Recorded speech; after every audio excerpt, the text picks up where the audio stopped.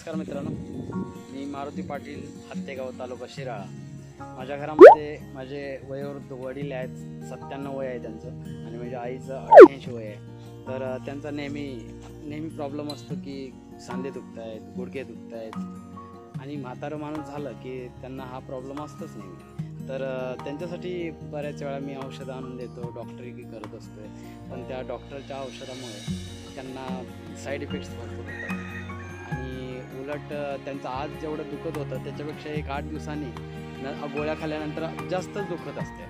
तर मी त्याच्यावर बराच मलम औषधं हे ते भरपूर करून बघितलं, पण त्याचा काही मला रिझल्ट मिळाला नाही।